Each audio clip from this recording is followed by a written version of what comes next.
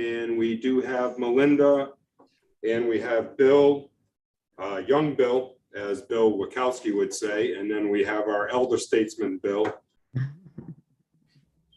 How's that? Present, we have Kathleen Herbert, we have Rob Wurge, and Joe Imertino, and Amy Sainonge on Zoom. But first, I'd like to do the Pledge of Allegiance. Kathleen has the flag there for those of you viewing at home. Please repeat after me. I pledge allegiance to the flag of America and to the republic for which it stands, one nation, under God, indivisible, with liberty and justice for all. Thank you. I want to open up for citizens' comments. We have some citizens here. Are there any comments from citizens? I guess I could have looked at this bigger screen. All right. No comments at this time. We'll have another spot where you can comment. So the purpose of tonight's meeting is for two things. The first one on the agenda is the introduction of and presentation discussion by Weiss, Hale, and Zahansky. Tonight we have Kate Pitts from Weiss, Hale, Zahansky. We have Michael Baum, and we have one of the principal owners, Jim Zahansky, here. I'll let them all introduce themselves. And then what I want to do is open this up to the board. We all have our packets that we received from Weiss, Hale, Zahansky, which was the RFP packet, where we specifically called out a few items for attention, and they came back with a beautiful presentation.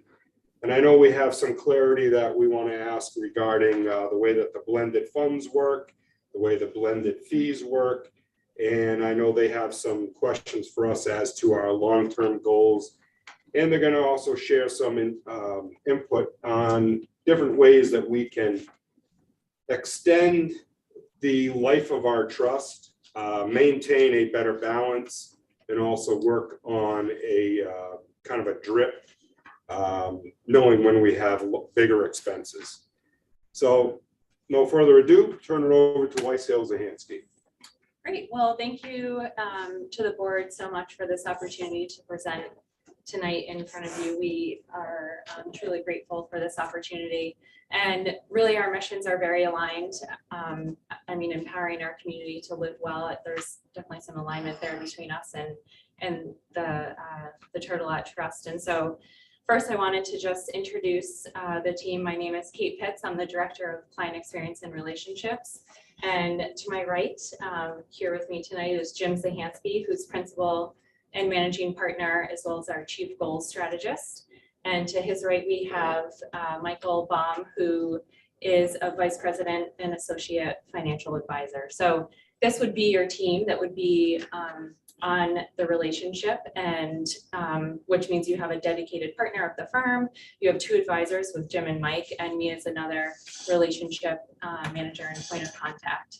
But I do want to just mention the three of us are here tonight. However, we do take a team-based approach to all of our client relationships, and so we have access to the broader team and the broader team at Weiss, Hale, and Zahansky. So it really is a team-based approach, even though the three of us are just here tonight. So with that, did you guys want to add anything else, or good? Okay, so with that, can everybody hear Kate and the team? Okay, thank you. Okay. So tonight, what we wanted to do, as Tom had mentioned, we shared the RFP a couple weeks ago. We really wanted to highlight what our strategic advantage was, as well as how we would give you insight into how we would partner with the board. And so what I'll do is, if you don't mind, we can start on page 8, but ultimately throughout the presentation, feel free to interrupt us. As Tom said, we want to make sure we address all of your questions, and we are answering questions from the RFP as well as the commentary that you shared after we had submitted it. So we just want to make sure that we address all of those questions throughout. Again, at the end of the presentation, would be happy to answer questions too if you think of them towards the end as well. So we can stay as long as you want. Are we sharing the document? Yes. So I'll go ahead and Bryce, can I just jump in there? That's fine. Okay. Do you want me to, is the screen being shared on here? Not yet. Okay. No. That should help the people following Yep. along at home in case they don't have it. Yeah. All right. So, boy. It's quick. Little quick, so. We'll touch you. All right, but well, so what we can do is we'll jump to page 8 to get started here. And on page 8, what I really wanted to highlight and what we wanted to share with you tonight is this is the process that we follow. We call it the plan well, invest well, and live well process. And ultimately, this is the process that we take with all of our partners that we partner with for our client relationships. We have 19 relationships that are very similar to yours that are nonprofit, endowment, and foundation, which comprises of about 75 million in assets of our $500 million in firm assets. So it's, as you can see, we put a ton of resources and have dedicated teams to those client relationships. And so it's really a big effort from the team to help you sort of achieve your missions. So if we look at page 8, I want to start just by highlighting our process. So the first step in our process is planning well. And this is really at the heart of everything that we do for our clients. We, if everyone can see the mouse. So the first step, that planning well, it really is at the heart of what we do. We want to first really understand what the charitable mission is.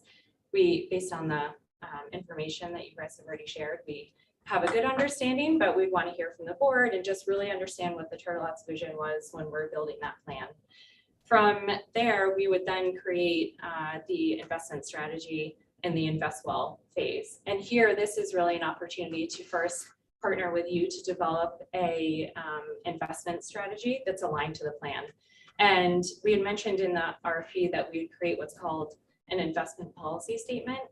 And an investment policy statement will help guide us when we're coming up with what the investment strategy is and making sure that it's going to achieve the mission and sustain the trust for the long term for the rest of the boards that will follow after as well. And so in this step, what we really focus on the investment policy statement, and then we will also cover the spend policy that we had shared and sort of the thinking and methodology behind that spend policy that we had proposed in the RFP. So what I'll do is I'll hand it over to Jim just to go through the investment strategy. What he'll do is sort of cover the current investments that you have today, how that compares to the strategy that we proposed. And then Mike will dive a little bit deeper into that spend policy piece and just helping to ensure that the distributions that you're pulling on from the trust are going to be able to be sustained over the longer term. So I'll go ahead and hand it over to Jim. And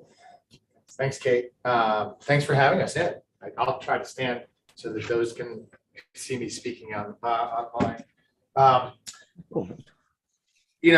First of all, for those that are in the room and been involved with the trust, I mean, remarkable job at keeping this sustainable and keeping the building next door going, the lights on, meeting the integrity of what your fiduciary responsibility is, right?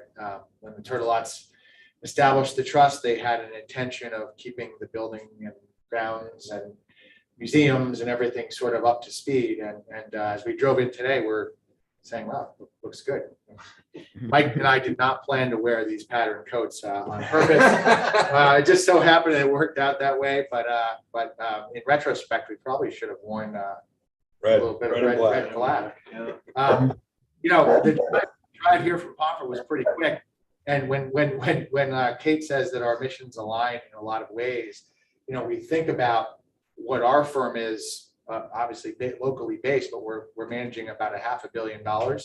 And in the case of this particular trust, we have 19 similar sized nonprofit or foundation relationships that add up to about 75 million. So we're focused in this nonprofit and foundation arena. In fact, between us and my partner, Lawrence Hale, we're on many of these sort of boards, whether that be locally or throughout Connecticut. We have clients in about 35 states now. And so, when you're seeing this sort of process that Kate was describing, it's been used, right? We use it and we use it and we see the word partnership when we're starting to plan and understand things like what sort of investments do you need to make on a capital basis to meet the needs of that and the mission of the trust.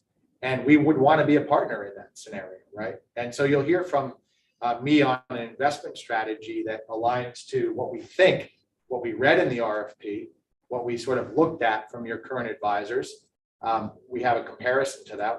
We would propose a bit different strategy.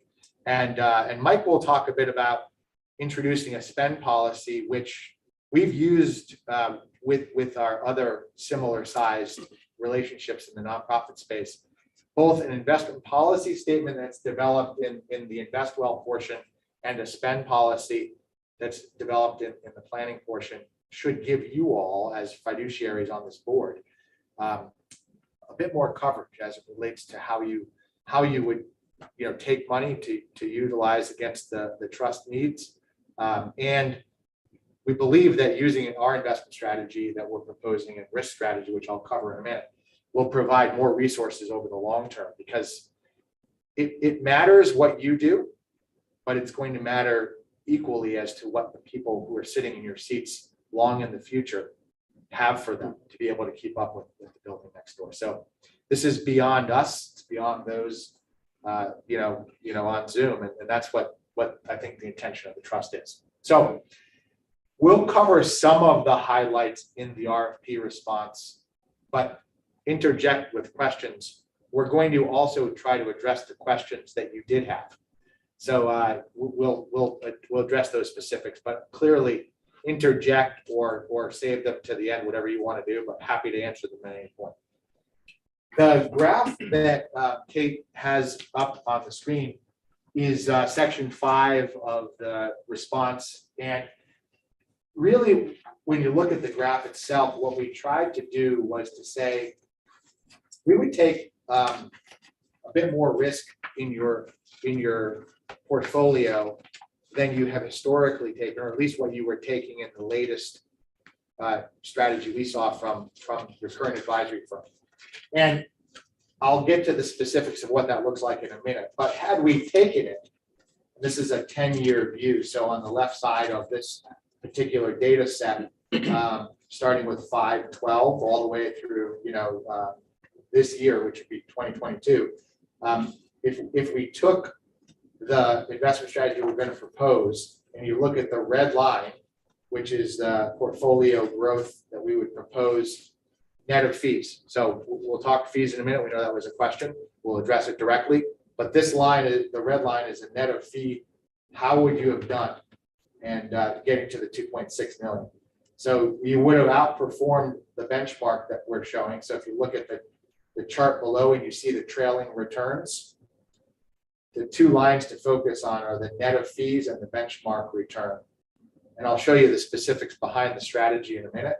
But obviously this year, I don't know, hopefully you're doing okay, but your 401k and retirement dollars, I'm sure, are suffering like everyone's, right? This year has been tough. But if you look longer term, which is I think the focus of what we would propose for your particular strategy, you have to think about 7 and 10 years as opposed to just year to year. And that you see on a net basis, we've averaged about almost 8.5, 8.4% return per year net of fees, versus a benchmark strategy of about 6.1 per year. So we've outperformed the benchmark by almost over two points per year. And so that's the first piece of data to show you sort of what's behind this, right? Like what's the strategy? Why don't we go to the appendix? Because what we did is to say, if we used this strategy for the last 10 years versus what you are currently invested in with your current advisors, what would be the difference in value? And so I'll first just cover on the right-hand side of this particular pie chart on the top right, you see the asset mix comparison.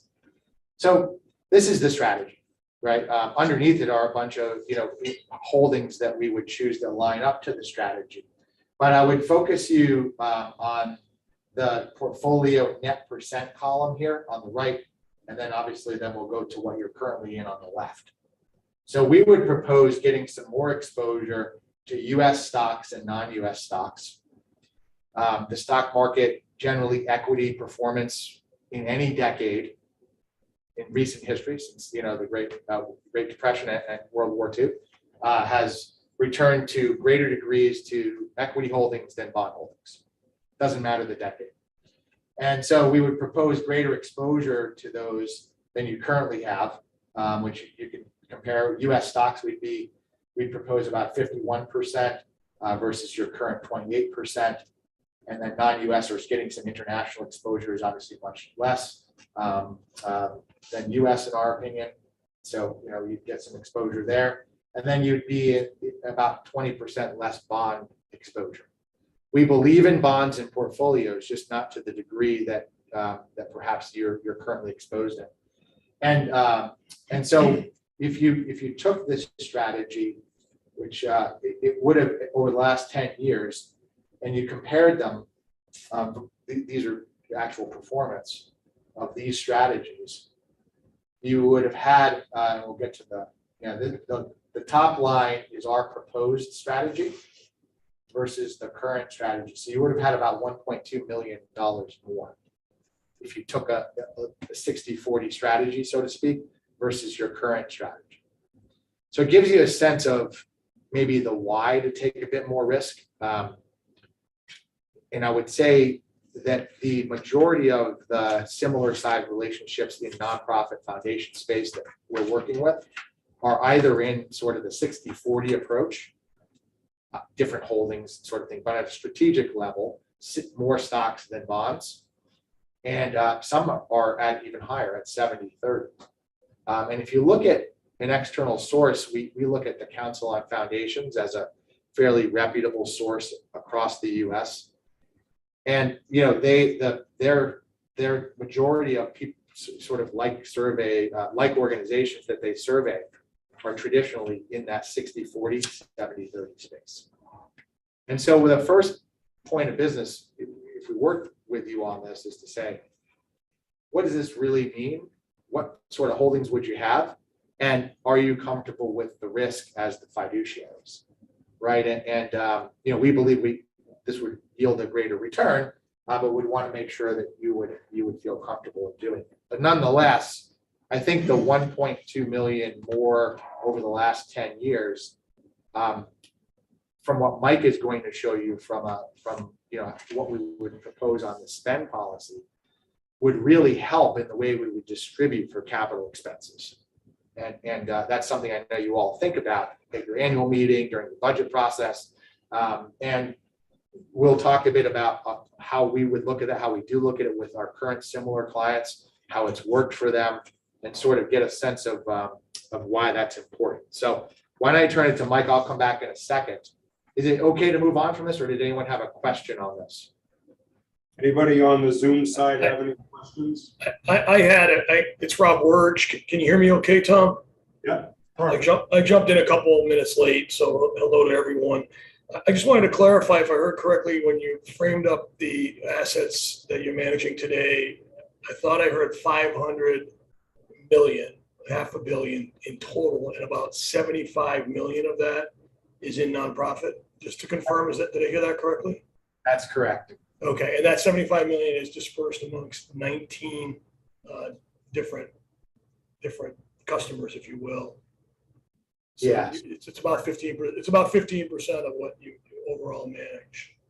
Exactly. Yeah, and I would and they range. I mean, from other foundations like this to church foundations to school endowments, but nonetheless, nonprofit ones. And we've been wildly successful in helping them achieve mission. So it's rewarding work for us on that regard. Sure. And on average, I know there's a range, but on average, they're about 4 million. There's 419 is about 75. So we're on the lower side of the average, but not. It's not a giant spread between us and kind of the world you're living in today. Yeah, you're in the range. Yeah. In this case, we're mostly in the range of 2 to 10 million. Is the target sort of mid-range for us. So you're right in that. And, I think that of the other local ones, what's really nice is we're here. Right. And, and you get a partner on the business, and when you tell me what window you're going to replace, we know it. So that's a pretty cool. We've enjoyed that because we can go to there, we see it practically. So that's terrific. Thank you for that. And that leads to my question, and maybe this is where you were going. When you look at the charts that you're showing, and you look at that kind of an asset mix, and you lean kind of more into equities, you do get a curve like you're showing because you're taking more risk, and over the long term, you're going to see a better return on a 60-40 than where we are. And as you mentioned, if you went to a 70-30, it'd be even more than $1 million gap.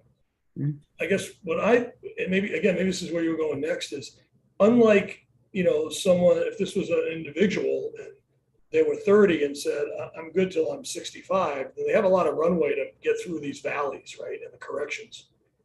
In our case, we want to, not every year, but probably in a lot of years, we want to pull funds out and do good things with those funds. So it's kind of, it's a long-term view, but we can't, even in a bad, in bad year or years, we can't look at everything over kind of a 10-year horizon and say it'll correct, don't worry. How do you address that? And of your other clients, do they fit in that same bucket where you're balancing year-over-year draws against the long-term growth desires? Yeah, Rob, great question. And I probably couldn't have set up the timing any better to transition to Mike, because that's exactly what gets at the spend policy. And he'll talk about how we do that with current clients. And after he does that, come back to us and see if it makes sense to answer your question. Super, thank you. Yeah, so the focus of the board obviously is to ensure that the town of Thompson has the financial resources that it needs to maintain the TMHS building and the memorial room. And as Jim outlined, we do feel strongly that a more growth-oriented investment strategy would provide better long-term sustainability for your mission. And you are kind of seeking to grow that base that you have to draw upon. So that's in line with our thinking as well. But as important as maintaining and growing the value of the trust is having a systematic and sustainable spend policy that empowers you as board members to confidently recommend distributions that meet your ongoing needs in perpetuity. Really, this is, there are short-term needs to your point, Rob. There are also, the trust is designed to last indefinitely. So the spend policy that we recommended in our proposal response is similar to one that we've implemented with several other nonprofits that we partner with. And design is to provide annual distributions of 4% each year. That's not 4% of the account value on the day of the distribution, or 4% of the account value as of prior year end or any specific quarter, but instead we actually look at the average value of the prior 12 quarters. And I'll tell you a little bit more about how we kind of arrive at this thinking and why this has worked so well for other nonprofits. So the 4% is chosen because it's sustainable. Historically speaking, a 4% withdrawal rate for a 60-40 portfolio is below the average rate of return, even after adjusting for inflation. So you're not actually taking from principal, you're taking 4%, which should be the gain, portion of the gain in any given year. But we take it a little further than that because we want to look at the average value over the prior 12 quarters to smooth out volatility in the market in any given year, quarter, day that you decide to take money out.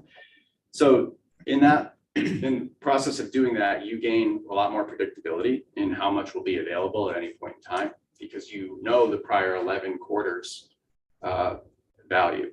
And then you're just kind of waiting to see what the final calculation will be to then take that 4% distribution. And of course, that's a guideline. There may be some years that you don't have any big projects and you wouldn't need to take the full 4%. There may be other years where you have a substantial need and you would need to take more than that. But this serves as a kind of a compass for what is a sustainable withdrawal And I think that's really important to your mission. It gives you as the board greater clarity and confidence as you make those recommendations to the town of Thompson. Can I ask you one question on the drip, if we want to call it that? Currently, what we end up doing is we're taking a lump sum and then we put it into, is it a Bank of America account that we draw off of? Mhm. So I guess contrary to that thinking, we would submit what our expense or what our payments would be, let's just say in a 30-day or 60-day payout, and we would draw the funds from you versus letting the principal still stay in versus what we're doing where we're pulling it out, losing that growth potential. Correct? I mean, so the way to think about it, so right, when you decide your annual capital expense, is it the February meeting? Is it the one annual meeting? Or Generally, that's when we have been doing it that way, but we've been meeting more frequently. Okay, Because we know right now, I think our next year proposed spend is about 173, 140. Well, that depends what we, If we were to do the AV, the audiovisual, and all the acoustics, as well as the ADH compliance, yeah, you're getting ahead of yourself, Tom. but So, technically, I mean, I think it's a good point, though. This is the sort of conversation that we would welcome as partners to understand what your needs are and how our, original plan or strategy would need to be tailored to your mission and what you're trying to do. so the good news is we've done a lot of the heavy lifting already on expenses, would you say, with the window projects and the other some. stuff? Okay, all right. So, Bills, and it's odd you said which window you decide to buy, because we bought the good ones. yeah. And we're still waiting on a few. well, that's the thing that we would want to have, is understand what the need was. I mean, if you, and Mike, it might be worth showing the bar chart. Yeah.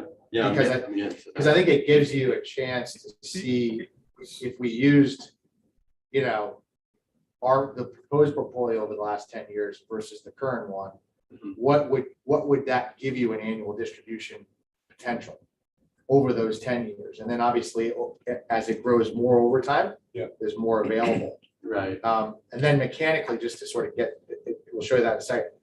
If you chose the rolling 12 quarters is in theory, we could time it however you was it better with your town budget, it was better for, February or, October, whatever you wanted to do. Mhm. It sort of enables the flexibility of timing on that, right?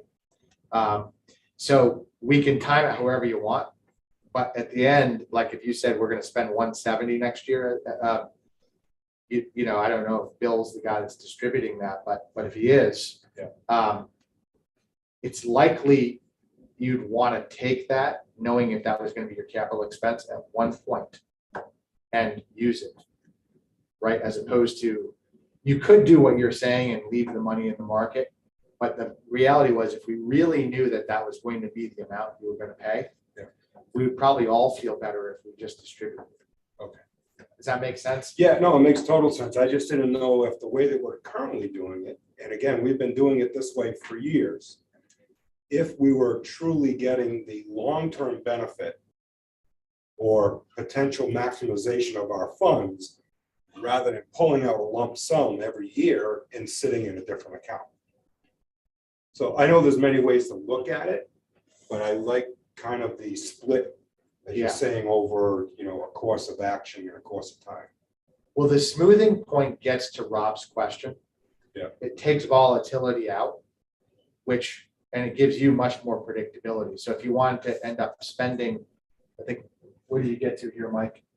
Well, one year. Yeah, I mean, this was based on the previous projections, which was if you had used our 60-40 strategy starting in 2012. But yes, I mean, 4% of 2 million is 80,000. Right. So that's just Yeah. We're not at 170 as a 4% withdrawal today, I don't think. But that's, if this is a big expenditure in this year, and then next year, you kind of replenish that over expense by not needing quite so much, then you can kind of get back to the plan and strategy. Which we noticed almost a 10% withdrawal last year, which has been exacerbated by down markets this year, right? Correct. So we sort of worry about that because you took a higher than normal distribution in a really good year, right? It was there. Then you lost about 20% of the value likely. I don't know. We don't know. We haven't seen this year's statement, but say 15, 20% of the value went down. The smoothing mechanism we're proposing takes away the up and down of that. And it might, we would also say is the 4% is a guideline. Most other boards then have in the spend policy, if there's a need above that, there's a mechanism by votes of the trustees to take it. Right. So it just helps, I don't know, from a budgeting perspective in our experience. I wanted to jump in again if I could. This is Rob. Sure, Rob. I had a couple of questions on the 4%. One was, have you actually modeled what the prior charts would look like, a net of the 4%, obviously net of fees too, but you showed kind of the benchmark and then where the growth would be. Yeah. What would our balance look like if we actually follow the 12-quarter average 4% over that same period? Yeah, it's a great question, Rob. Thanks. So this chart is actually, instead of ending at 2.6 million, it's starting with 2.6 million. And this chart is net of those 4% distributions. So it is net. Okay. So it's our portfolio against your current portfolio with 4% based on the prior 12-quarter rolling average. So, I mean, that's actually where I was going next. So it's a perfect segue again, Rob. Thank you. I'm good at that. Just about, $1 million more. And then if you scroll down just a little bit for me, Kate, you can see the actual distributions over what the last 7 years would have looked like just based on a flat 4% of what's, if we were to stick to that. Got it. Bar being the WHZ, our portfolio, our strategy, the blue being your current. So as our account value, outpaces theirs, 4% of a larger pot is a progressively larger distribution as well. And the difference is about 20,000 per year on average over this period of time, and it's about 16%. Mm-hmm. No, that's helpful. I missed that. Thank you. And then my other question, going back to the other chart, because I guess I don't want to speak for all, but for me, one of my viewpoints is the biggest concern is weathering the really bad times, right? And you see that dip, that's the COVID dip, right, in Q1 of 2020. But that was relatively short-lived, right, because of everything the Fed did and it got pulled out. If you ran that projection across like a 2008 dip, that's probably the last meaningful dip prior to COVID. That one lasted a lot longer. So the good news on the 12 quarters is you're averaging it over a long period of time. The bad news on it is that when the bad quarters come in, it takes a long time to push out the good quarters, right? That's still in the 12. So just, you don't need to get into a lot of detail, but I'm just curious if something like an 08 where it took several years to really get back to the prior level, would we survive that? Or do we just call it audible at that point and say, freeze, no 4% until the market straightens out? What's your viewpoint on that? Yeah, I mean, in our experience on that one, you typically, so you'd end up in that case, right? If you had, say, 2 quarters of a minus 15% base column, say, use this year. Probably quarter 1 and quarter 2. I don't know what your portfolio went down in percentage, or probably 10-15%. Clearly, you're going to influence the rolling 12 quarters negatively. In our experience, though, that the up momentum of the previous quarters would sort of outpay that and normalize it. I think the bigger risk is if you have a year or 2 down, And then your options become on a strategic level from trustees. One is you could limit spending. Two is you could make a request above the 4% rolling 12-quarter average if there was a real need. And you then basically just be saying, I'm making that investment knowing that we believe in the long term of the markets for this to be made up, right? Where you really run into problem is if you had, if you look at sort of a Great Depression scenario, which hasn't happened, then you'd have to sort of rethink that approach maybe and consider you could decrease overall risk, increase the cash sleeve, so to speak, and give yourselves greater liquidity to bear through that and reduce expenses. Does that answer your question? Yeah, it's clear. It's clear. Yeah, it's clear. It's a combination. It's how long it stays down, and then it's the climb back out. And I think if I heard you right, unless we hit something like almost 90 years ago, right, it has to be way bigger than what we've seen kind of this year, COVID, and even 2008. It has to be even bigger than that too, which we haven't seen in 90 years to really get to a point where we'd have to consider maybe freezing our costs, freezing our expenses for a few years. Yes, since World War II, on a 20% decline on the S&P 500, the average return to make up that difference has been about a year, 370 days, right, on average since World War II. Right. So anytime there's been a 20% decline or more, the S&P returns to where it was on average in 1 year. Which is important to us as we position portfolio. That's the type of data we're looking at in the portfolio.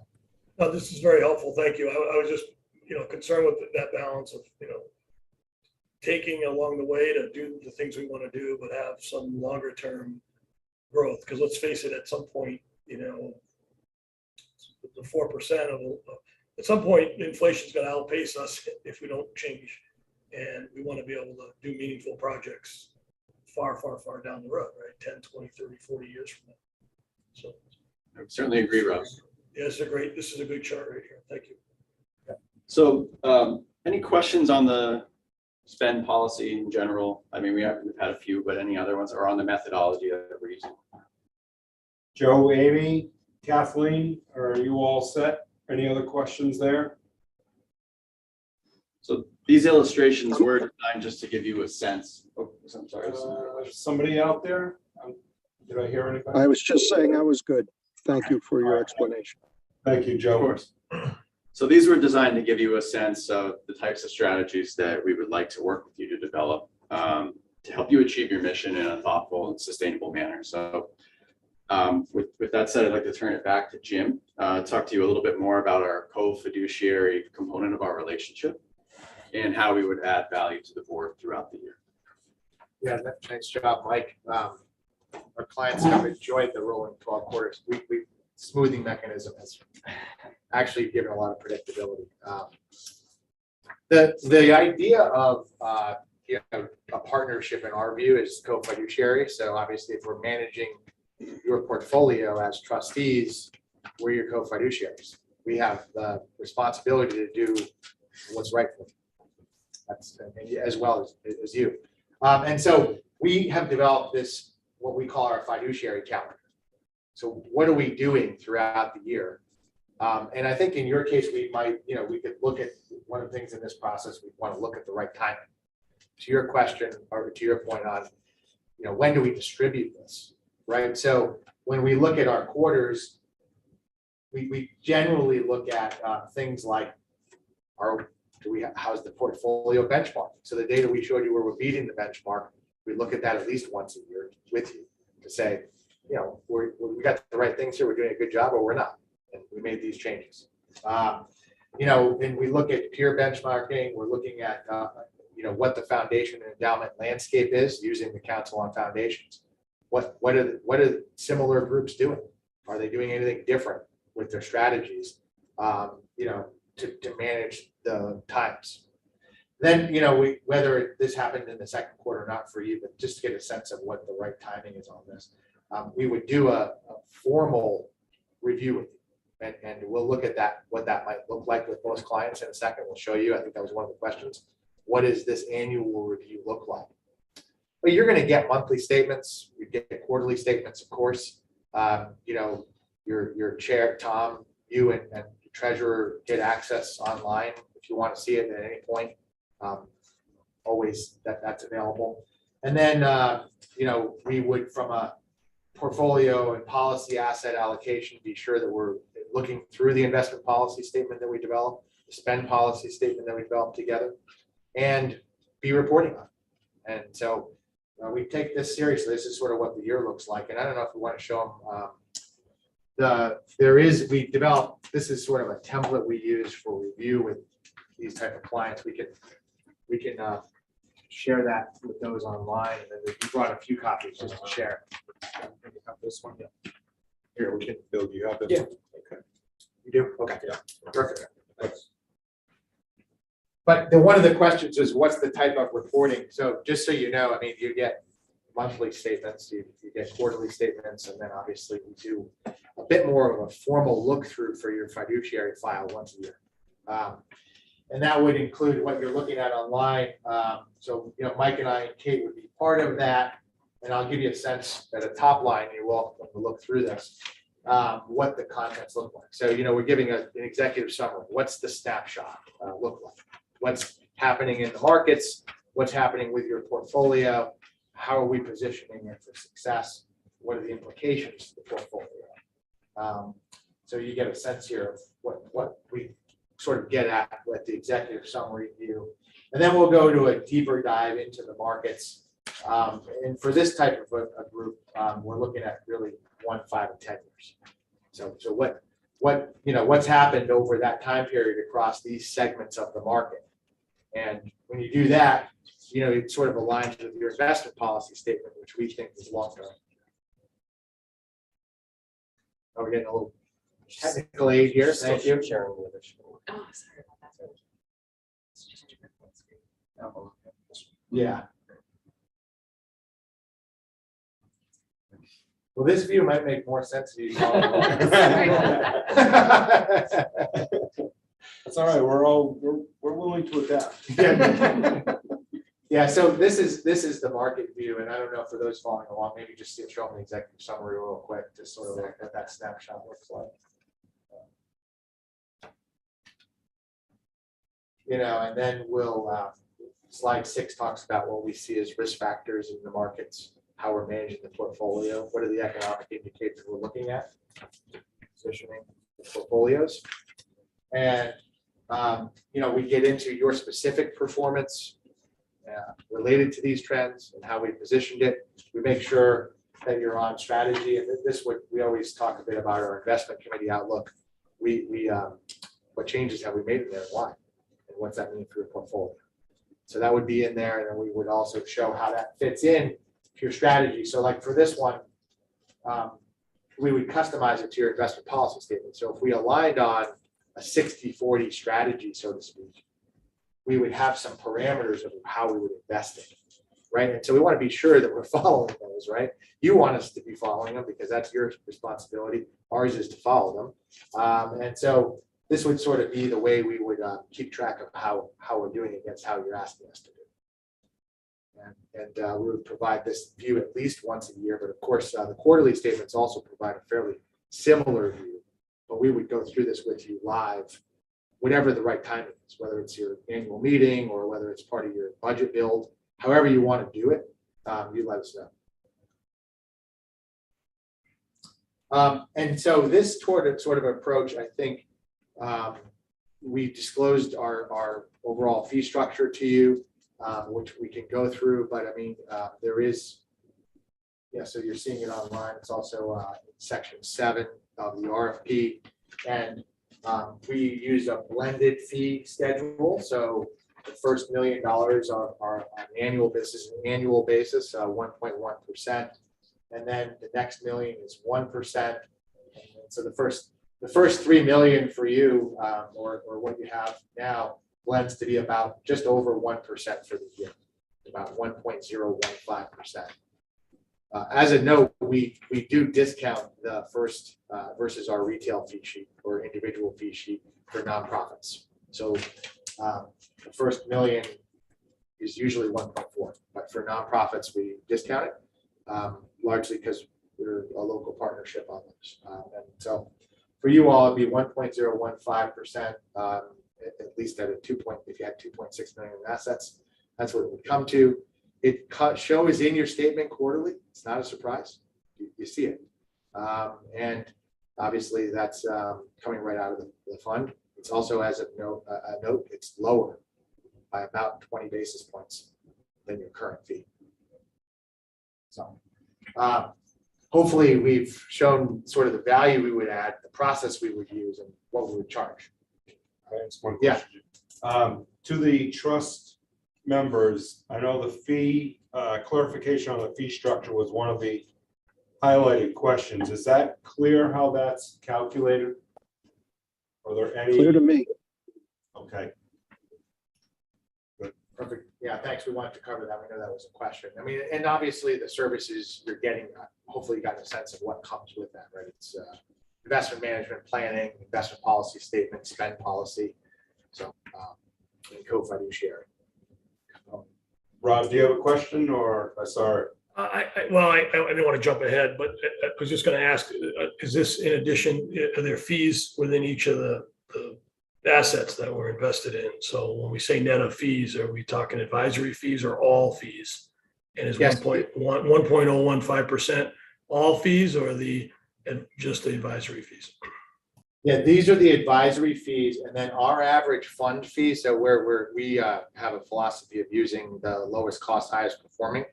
All in, on average, our portfolio costs are about 27 basis points. So zero, it's basically less than 30 basis points per year.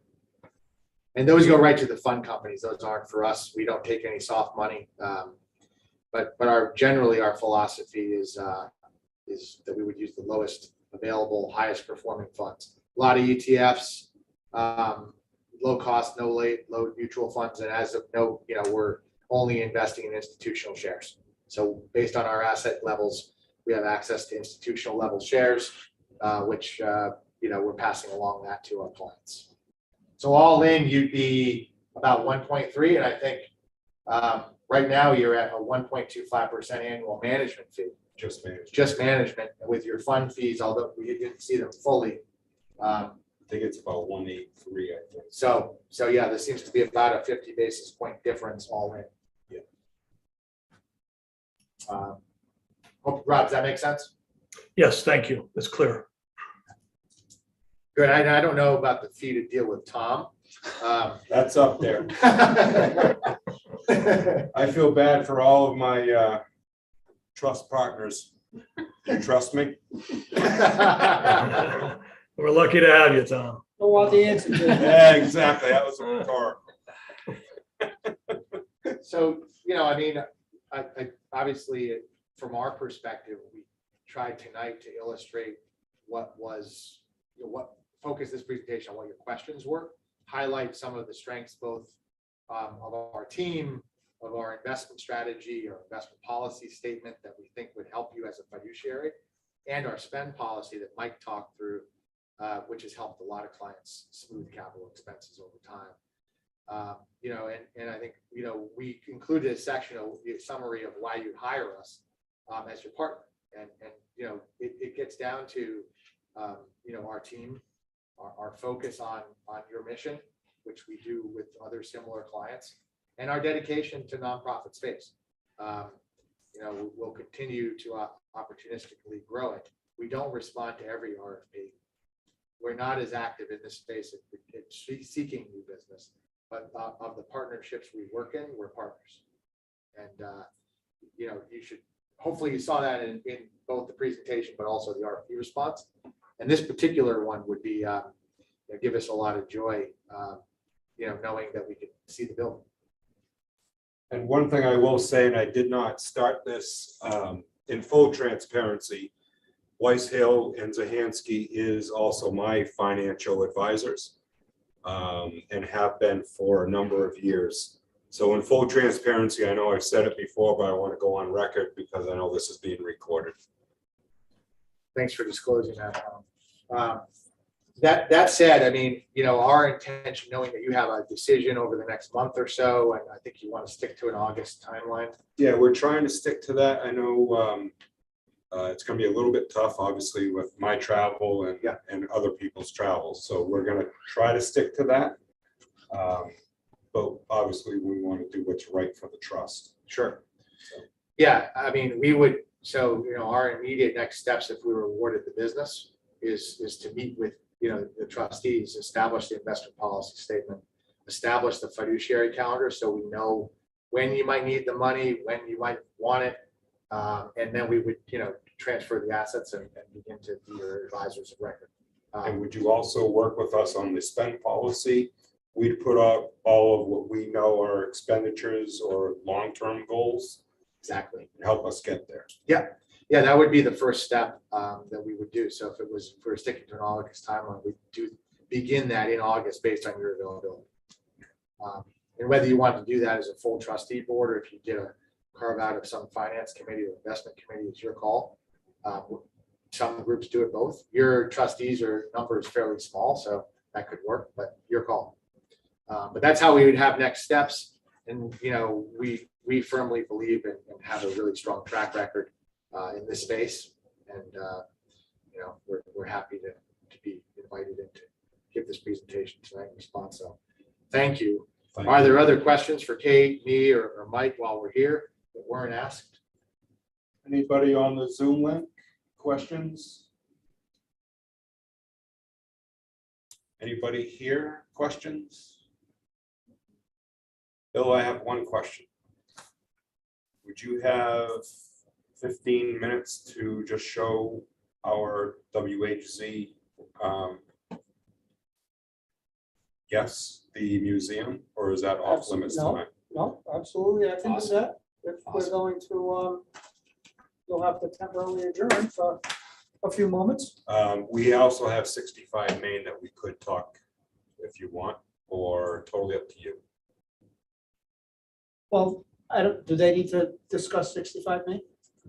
No. So why don't you let me take them on their walk? Okay. Because I know you and I want to stay here all night, but perhaps they don't. Well, thanks for on- having us in. Yeah, on behalf of the board, I want to thank you very much. You were very prompt on your return of the RFP. It was very detailed, and thank you for coming. Absolutely. amidst Thanks for all having of us. the Summer plans of everyone. Thank you so much. Nice to meet everyone online. Thank you for your questions. They were good ones. So thank you. Thank you very Yeah, much. thanks for your help. Have a good rest of your night. All right, enjoy your tour, and Bill, give them the extra tour. I'm not taking them to the clock. If there are any questions that Yeah, you know we'll come up shoot- later, don't be afraid to you know shoot them to us. And we're happy to answer them. All right, thank Okay. you so much. Thanks, everyone. Have All a right, great have a night. great night. You too.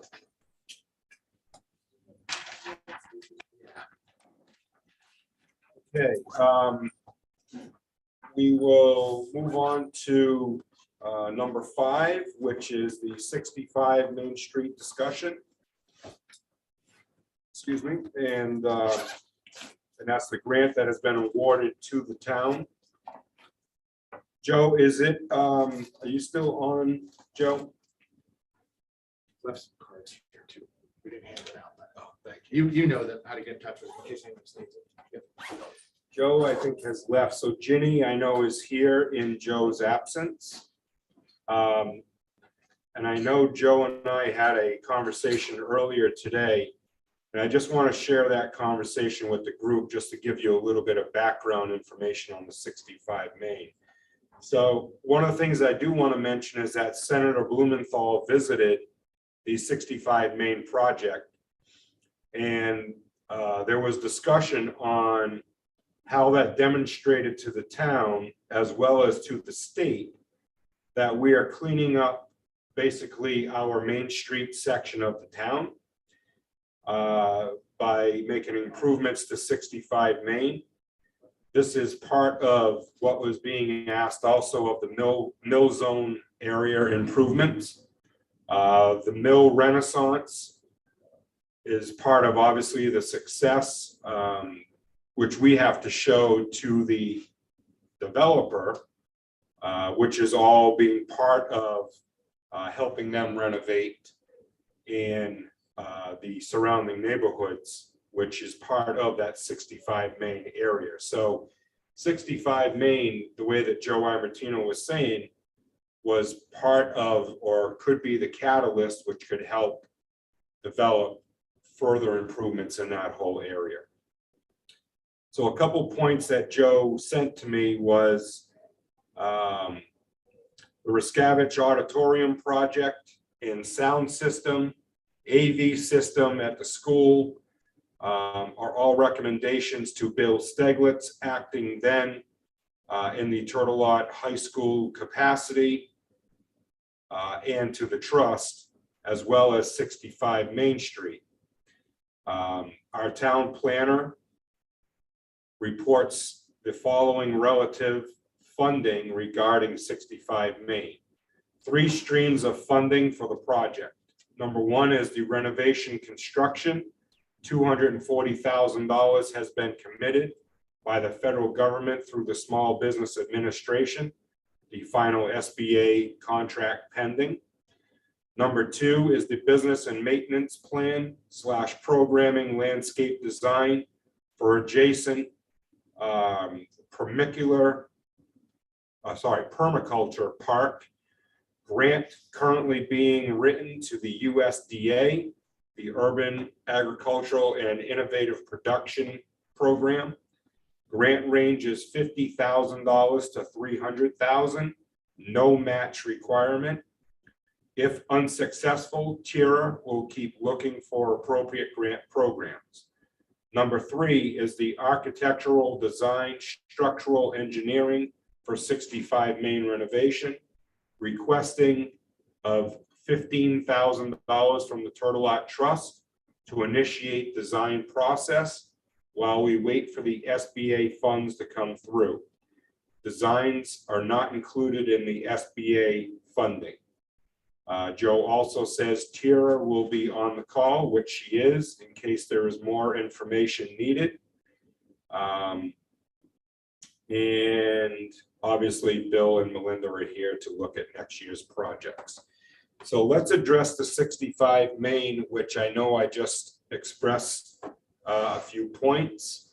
Are there any questions from the Board of Trustees at this point in time before we ask Tira to assist us with any questions and or further input? Tom, can you Yep. further explain the 15K request? Because that's the first I've Yep. heard of it. So Melinda just asked the question of where the $15,000 request came from. So from my recollection, I know that we took a vote months back, Mhm. and that was kind of around seed money for the 65 Main project. So I believe, in talking with Joe Imartino, we had basically, let's just say, challenged Tira to go back out and look for funding, grants, etc., before we made a commitment as a board to provide that seed money. And at that time, I believe it was 25,000, which now I think is only 15. Doesn't that need Board of Ed approval? So that would need first approval from the Board of Trustees if we were to do that. And then, yes, it would go to, excuse me, the Board of Education for final approval based on the way that our bylaws are written right now. Is that clear to all board members, or is there any, go ahead, Rob. Yeah, sorry, Tom. So I don't think I missed a meeting, but I don't recall the 25. I recall us voting well over a year ago, maybe a year and a half ago, for half of it, which was 120,000.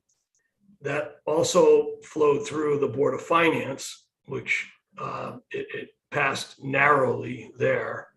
And then the Board of Ed did not pass it. So it needed all 3 entities.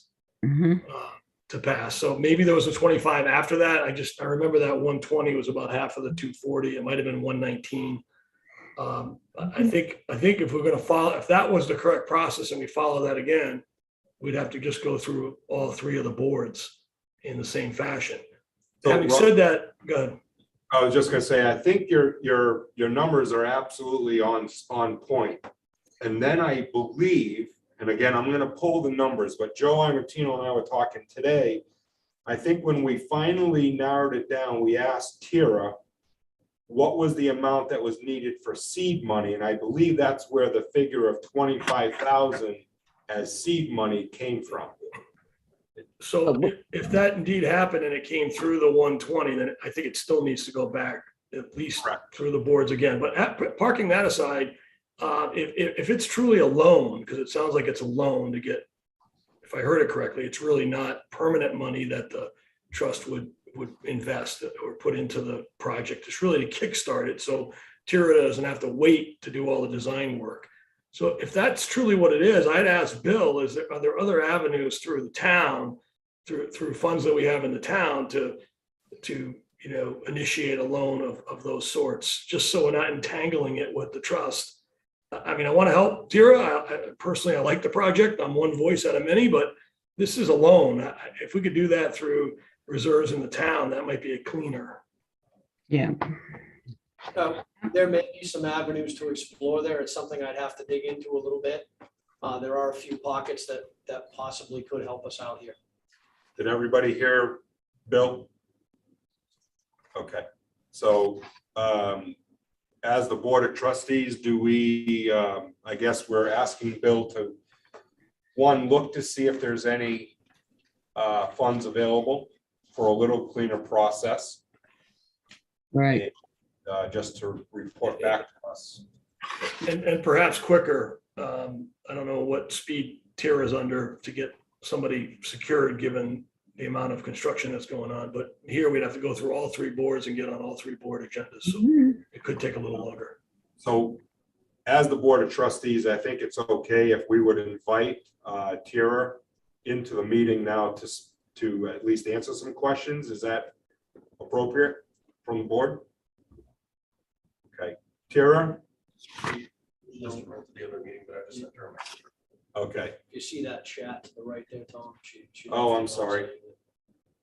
all right, so she Yeah. just went to another quick Went meeting. into the ag meeting, Yeah, what she- and I'm looking at all the prior minutes, Yep, and there's nothing about the 50 or the 25. Kathleen, what did we take? We took a vote on a lower fund, if I remember, because even Joe Armatino had a recollection of that. You may have, but I didn't minute it, so there was no motion or any vote. All right, so let's just go under the premise of what Rob was mentioning about the 120 or 140. We did vote on that, and that was voted down. Okay, so let's just stay that course with that then. We'll let Bill pursue to see if there's any other avenues, but right now, I believe the ask is for 15,000. Okay, but Okay. pursue other, yeah. But pursue other avenues for that. Right. Mhm. Okay.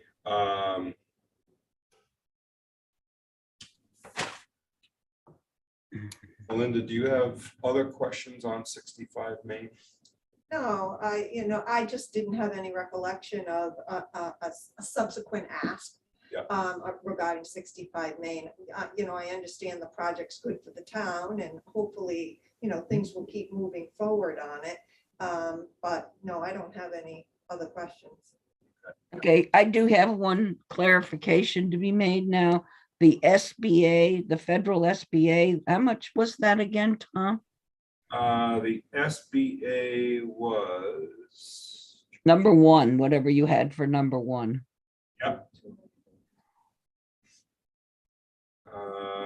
240,000. Okay. And the second one, we don't know how much. It could be anywhere from 50,000 to 300,000, and that's through USDA. Correct, and that's a no match requirement. correct. And then the architectural design, structural is they're looking for 15,000. 15,000. Okay, and we're gonna look to the town right now for that. Correct.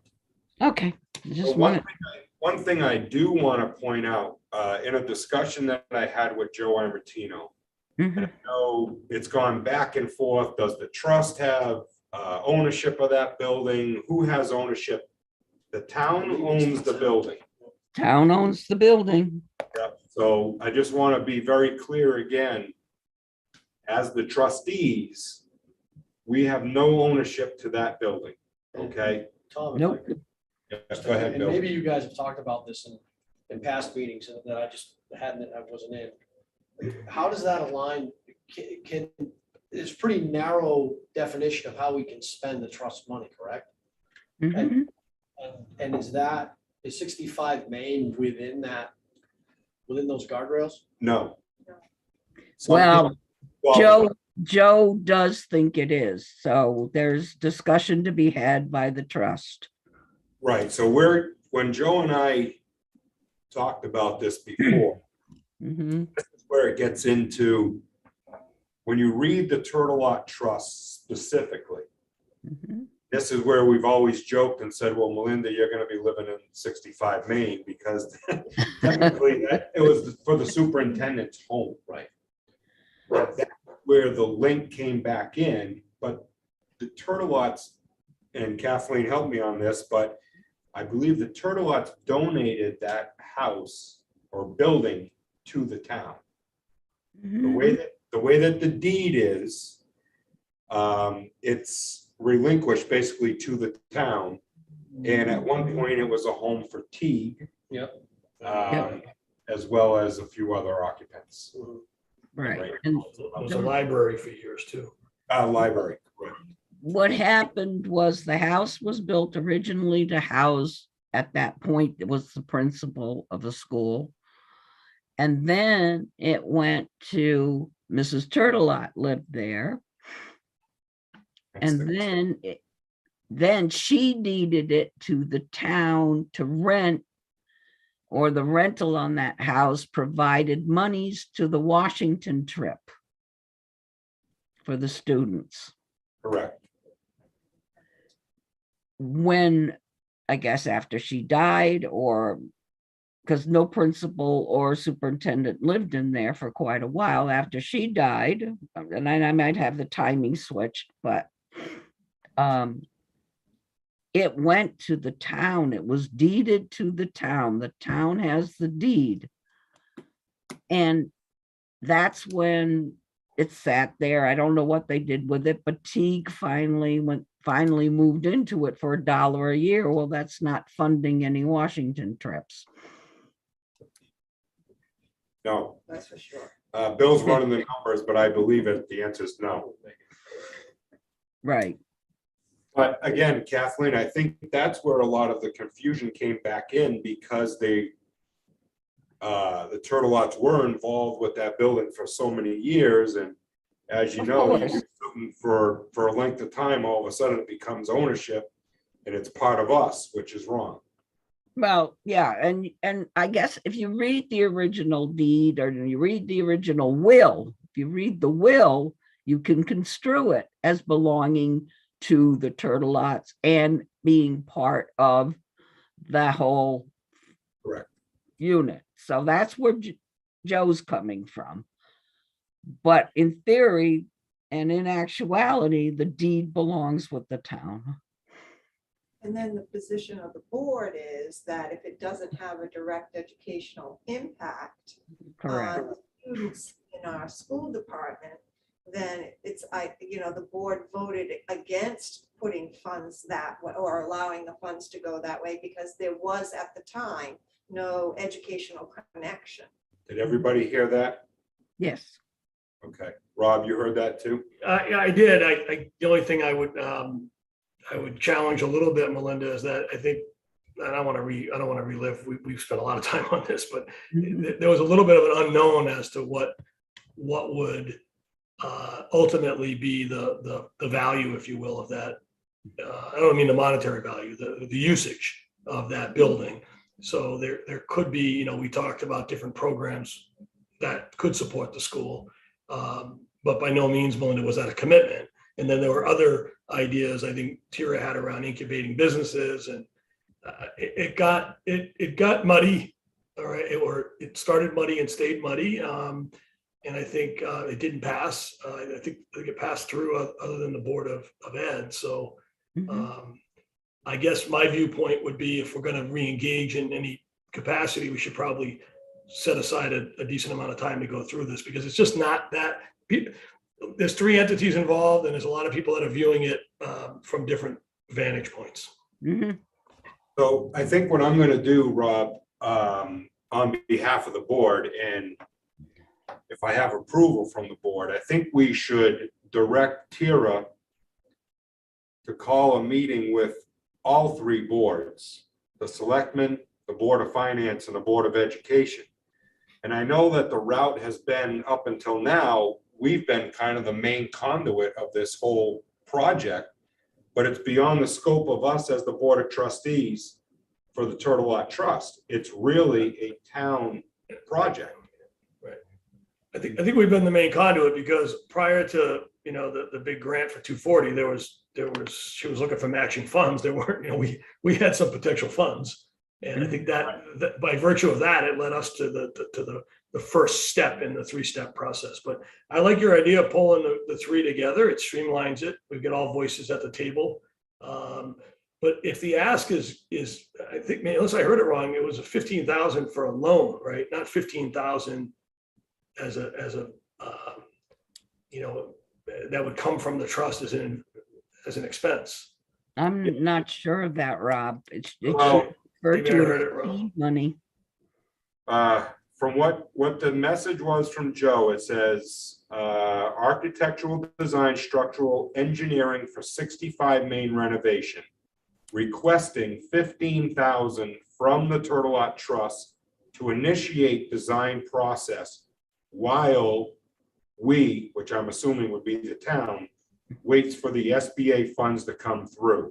Right. But then you went on to say it's not included in the funding.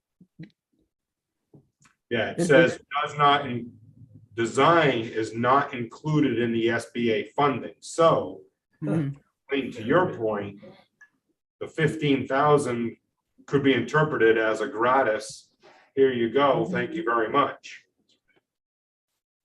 Yep, I read it both ways, but I agree. I probably lean toward Kathleen's interpretation, because that's the last thing that was said.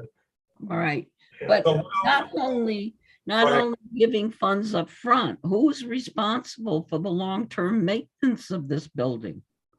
well, I'm going to say that it would be the town, but again, No, not necessarily. If it belongs to the trust, then we're responsible. well, no, but again, the building does not belong to the trust. The building belongs to the town. But who is taking care of the 1909 building? Well, we are, because that's Exactly. But if Joe interprets that this building, it also falls under the trust aegis, then we would be responsible. I don't know if, yeah, Bill's but still on his tour. I was gonna say, well. maybe Bill. I'm not understanding it correctly, but through all of my discussions, we have there's no, what do you want to call it? Interest in the 65 Main, or we have no vested interest. No, I agree with you, Tom, but I think Joe is on a different page. But No, he's not here to defend himself, so we're not going to. And maybe I've misinterpreted what Joe has said to me. Joe has been very clear in saying to me that we do not have a vested interest. No, we don't. The only vested interest we have is as residents and taxpayers in the town to possibly help with showing, good faith towards the renovations of downtown, let's just say. Okay, we do, but then why would we give them money from the trust? Well, if we were to give any money, I would recommend as the president of the trust that we kind of did it the way that we originally talked, that if we gave any funds, those funds would be paid back to the trust over a period of time, or if there was a sale of the property. Because I think we said that originally when we said that we would try to give any money. Do you remember that part? Yes, I do, but it seems unlikely that the property is going to sell, since the deed is locked. Well, let me ask you a question, or Bill. Do we know what the current balance is of the trust with the downturn in the economic I haven't landslide? seen the most recent statement yet. All right, because Kathleen, the last time you had a balance, we were down about 160 or 180, That's correct, and it's only gotten worse since that time frame. right? That's correct. Can you pull? All right, I'm gonna have Bull. I'm gonna have Bill pull a current balance for us and send that to all of the trust members. Thank you. Let's at least see where we're at, because again, we have expenditures that we're trying to take care of on the 1909, and we might have to put a hold on a few We things. may have to do that. We have budgeted, Bill, we budgeted the 250 to take out, but I don't know that we're going to be able to do that this year. All right, any other questions on 65 Main, or does the trust members grant me permission to send an email copied with all of us to Tara, requesting that she schedules a meeting for all three boards, as this is a town issue and not a Board of Trustees issue? Okay, I would request that we do that sometime in August or September, because I know the Board of Finance isn't meeting in August. And I will be gone for the month of July. I mean, mid-July onwards. That's why we canceled the Board of Ed meeting, because I won't be available. You and I are both going to be gone, but we're not traveling together. Let's just put that on. No, we are not traveling together. So I'll get an email off to Tara. I'll copy everybody within the next 24 hours. I'll have that sent out. Okay, thank you. All right, so 65 Main, any other input around that? No, No, Tom, I gotta jump off though. I'm sorry to have to do that. Is there anything else? No, the only other thing, Rob, is Bill Birch, when he comes back, we're gonna talk about the AV system, the masonry repairs, and then the window project. Super. All right, but I can fill you in on that, and Kathleen, obviously, she sends out the minutes too. That's awesome. Yeah, sorry, guys. And I just real quick, just one or two sentences. I liked what the group had to offer. Mhm. And I guess for me, that they did their homework. I really like the graphs, and I like predictability. I understand the markets aren't, but from a drawdown, spend and grow, I like that it's formulaic, because I think he said it early. We're all not going to be here down the road. And Yeah, if we begin to establish a discipline around that and a process around that, then it has a chance of surviving, versus, not that there's any criticism of what we did. We had a lot of catch up, but we were doing it very chunky. This is going to put a formal process in place Yeah. that I think has a chance of living a long time. So nice. I like that also. That Yeah. 4% over the, I like that very much. The Yeah, I spend, like the 4%, Kathleen, and the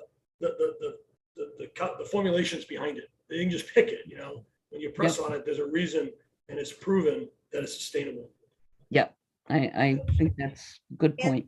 And the fact that they have a lot of interactions with nonprofits, so they understand how small nonprofits work. Mhm. For someone who is in the investment world, I had clarity around what they presented today. It made sense to me. It will make sense to people, the public. So I think their spending policy is a good way to go. I felt, and they're gonna be more local and more hands-on than the previous firm. I will say, that you probably recognize the name, Hale. Mhm. Hale YMCA, that was from Lawrence, what the other principal managing partner. That's his family's foundation that Oh. was the precipice of the YMCA in Putnam. Hmm. Not to mention, there's many other philanthropic endeavors that they, as an organization, contribute to that we don't know. I know of them from Heather, my partner in crime, because she was a former employee there, but they've done very well by myself and Heather, I will tell you that. Mhm. But again, I do not want to sway any votes on this. Okay. And I will probably recuse myself from the voting process just because they are my financial advisors. Okay. Bill has a, Just really quickly, for what it's worth, guys, when I was in public practice as a CPA, I actually worked with Weiss, Hale, and Zahansky on a handful of clients. And I can say that their customer service approach was phenomenal. I had a great experience with them in each interaction. so if anybody has any further questions, submit them to me. Rob, you have to leave. Yeah, I'll go. Good night, everyone. All right. Night, Any night, questions, please send them to me. Can we take a 5-minute bathroom break while we wait for Bill Birch? Is that Sure. in this, or do we need that on the agenda? Is that an F? Is that an F? Special meeting. We can't add anything to the agenda.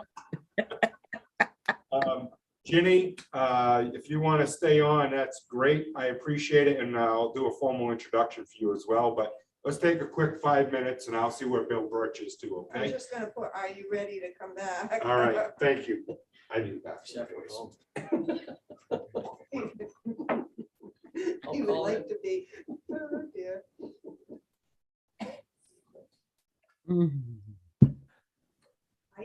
So you've sat through the previous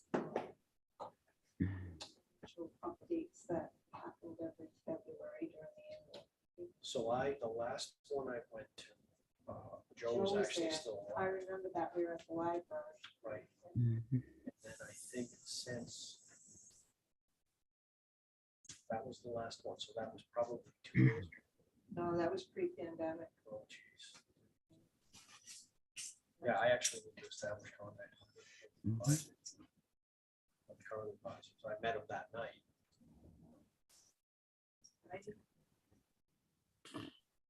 Didn't seem like that firm was there to guide us on how to get projects done. Yeah. You know what I mean? Right. I think we were probably.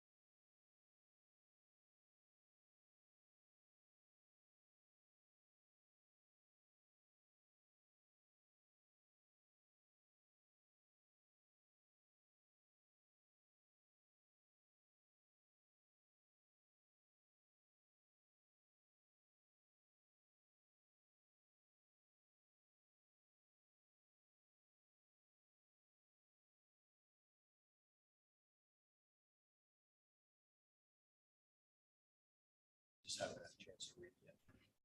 It came in, I think it came in this afternoon, actually.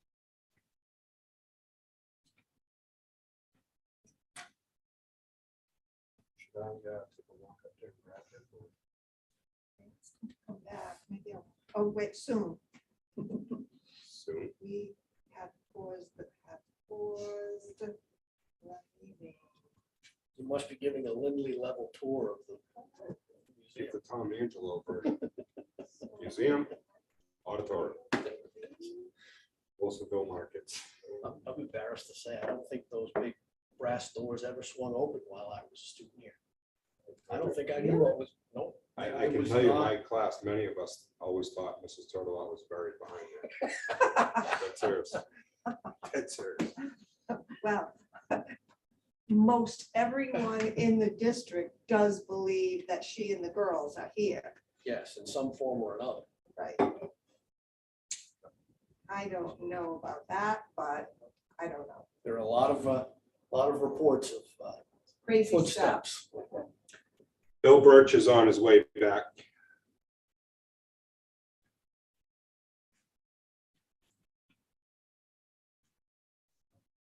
Ones, I don't know if I showed you this.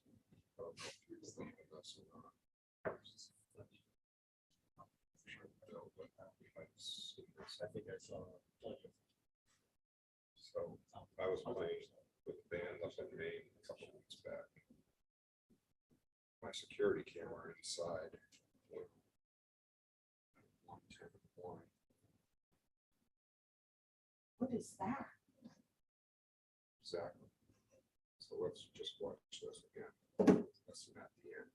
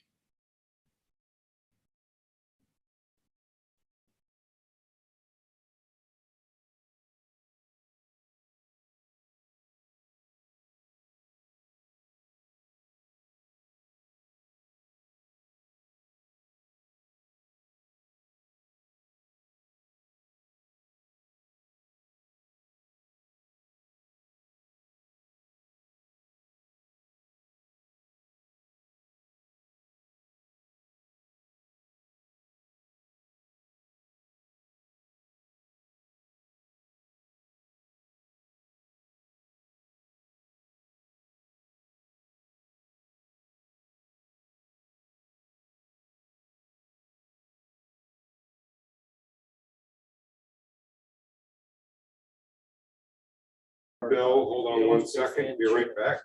She loves For it. whatever reason. Yeah. She likes it there. Yeah, she told me that. She goes, oh, I drove by your street. I said, you're on the way to the tavern. Where did we? Oh, we went, we had a collection, believe it or not, of pool ladders in the backyard that Kim has been selling off on Facebook Marketplace. And a woman from Tiverton actually bought a set of them, and we met her in Smithfield at Cello's. Because that was about the halfway point. And as we were driving through, we drove right by the tavern. And Kim actually said, I wonder if Melinda eats there. Because, oh, that's why, because I had mentioned the cow's tail. Because we drove right by it. I said, Melinda mentioned that place when we were talking the other day. Yeah, for takeout. And we just recently kind of found that, but it's been there for like years. And we just recently, That used to be a bigger building, right? And they Yes. took that and then they just left that. CVS used to be there. Oh, and then they go, they Yeah. do that a lot. It would have been nice. Huh? Yeah. They leave pieces behind. But no. they- Okay, we have Bill Birch back in the building. Did not see Mrs. Turtelot nor the girls when he was up there. No, but I was kind of channeling Joe Lynn. He was channeling Joe Lindley. And that's a fine man to channel. Right. I will say that. Many a times he kicks me during these meetings. All right, so we already went through 65 Main. Bill Birch is going to fund it. Thank you, Bill. We appreciate that. No problem. We are now on to number 6. Before I do that, I want to introduce Ginny Flood to the meeting. Ginny is and has been appointed by Joe Armatino whenever Joe is unable to attend. Is that correct, Ginny? Well, he's hoping I'll take over for him, but I'm not sure yet. So Ginny, let me tell you, Joe Lindley said, hey, Tom, I need you to do something for me. I said, yeah, what's that? He goes, I Yeah, want you to come to a meeting. Next thing you know, I end up being president. So, yeah. Yeah, I know. That's how I got involved in the Historical Society. Me too, Jenny, me too. Yeah, see, the legacies carry on. And that's how I end up giving tours. Exactly. See that? You hear us, Joe? Thanks a lot. All right, so let's move on to number 6. Update from Bill Birch on the AV system, window project, masonry repairs, clock Okay. winding, whatever else you So, have so going we'll on. start with masonry repairs, Can everybody hear Bill? I guess. So masonry repairs are complete, and as far as I know, the invoice has been paid. Correct. I signed that. I believe you issued the check, so we're good there. Okay, so next I'm gonna move on to the window project. Yep. So we've got 2 outstanding items on the window project. First of all, there was the whole issue with the color of the woodwork. Cronenberger was not forthcoming with giving us a change order to do that work. First, they said they would, then they didn't want to, then they had too much to do. So I went out and I got a quote from our independent painting contractor, and that is in the sum of $12,065 to repaint what's already been painted brown to match. Of that, $4,200 is for the lift, because we have to get the lift back. So that is pending for this year's expenditures. So the total number again? The total number is $12,065. And of that, 4,200 is the Four- lift. 42, just to put it in perspective, 4,200 is because we have to rent a 90-foot lift for a week. We don't have any other projects that need to be done with that. Well, while the lift is here, we're gonna clean the gutters. I was just gonna. Yep. That's the only other big one, is to make sure the gutters don't clog during the winter. And so, you know, I guess my opinion is that that one is kind of a must-do. Just to complete that window project and make it correct would have been nice had we known what the correct color was early on. Yeah. But we didn't. Yeah. And so this is where we're at with that. On that same note, Cronenberger has recently asked me to release some or all of their retainage, which I believe we're holding 10,000 on Cronenberger. They owe us 4 windows. Those windows may be showing up late August, September. I would suggest we do not release. I was just gonna say, That- that's our only I bargaining. would suggest we do not release the retainage until those windows are installed. It's, you know, it's the trustee's decision, but that's my thought on it. Do you need a letter from us to send to them, or? No, I can just reach out by email and say the trustees voted to not release the retainage until the job is complete. Kathleen, how do you feel? You're on mute, but that's okay. Sorry. I'll make a motion that I'll make a motion, we don't release the retainage. All right. And I second it. All right, we have a second from Melinda. All in favor of not releasing the retainer, please say aye. Aye. Aye. Aye. All opposed? Do we have a quorum? 1, 2, 3, 4. Yes. Mhm. All opposed, please say nay. And any abstentions? Okay, unanimous. Bill? Okay, so next we're gonna move on to this audiovisual project we've been looking at. So Heather and I went out to 3 vendors. We didn't have good luck finding people to come and look at this. So we finally found 3 vendors to come and look at the project. 2 of them actually returned a quote. The 3rd one didn't even return a quote. So one of them came in at $65,744.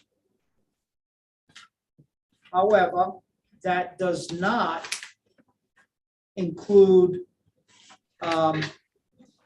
anything as far as sound attenuation goes. Because as everybody knows, the acoustics in that room are very live. They are proposing dropping a projector from the ceiling to aim at the screen. I don't know what anybody else's feeling is. I'm not too crazy about that idea. So the second quote came from a company called Boston Sound. Can you repeat that, Bill, please? Second quote is Boston Sound, Austin Sound, okay. Boston, Boss, yeah, Boston. okay. And his printing is extremely small. My glasses. Are the numbers big? Well, actually, yes, let me have, just use them like a magnifying glass.